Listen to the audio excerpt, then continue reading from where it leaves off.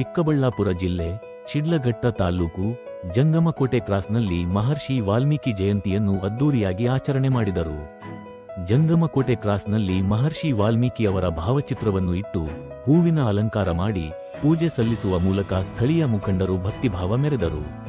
ವೀರಗಾಸೆ, ಮಹಿಳಾ ಡೊಳ್ಳು ಕುಣಿತ ಹಾಗೂ ಸಾಂಸ್ಕೃತಿಕ ಕಲಾ ತಂಡಗಳ ನರ್ತನ ನೋಡುಗರ ಗಮನ ಸೆಳೆಯಿತು. ಪಲ್ಲಕ್ಕಿಯಲ್ಲಿ ವಾಲ್ಮೀಕಿ ಭಾವಚಿತ್ರ ಮೆರವಣಿಗೆ ನಡೆಸಿದರು. ಜಂಗಮಕೋಟೆ, ಹೊಸಪೇಟೆ, ಚೊಕ್ಕಂಡಹಳ್ಳಿ, ವಲ್ಲಪ್ಪನಹಳ್ಳಿ, ತೊಟ್ಲಗಾನಹಳ್ಳಿ, ಸುಗಟೂರು, ತಾದೂರು, ಹಿರೇಬಲ್ಲ, ಎದ್ದಲತಿಪ್ಪೇನಹಳ್ಳಿ, ನಾಗಮಂಗಲ ಸೇರಿದಂತೆ ಹಲವು ಗ್ರಾಮಗಳ ಜನರು ಜಯಂತಿಯಲ್ಲಿ ಭಾಗವಹಿಸಿದ್ದರು.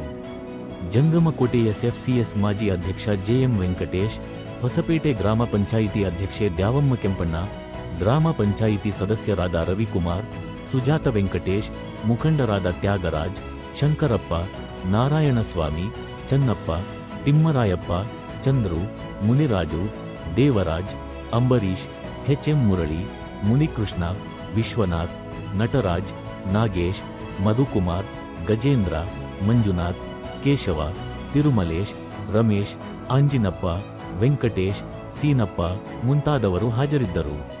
ಹೊಸಪೇಟೆ ಎಚ್ಎಂ ಮುರಳಿ ಜೊತೆ M Muninarayana, SPM news, Sidlaghatta.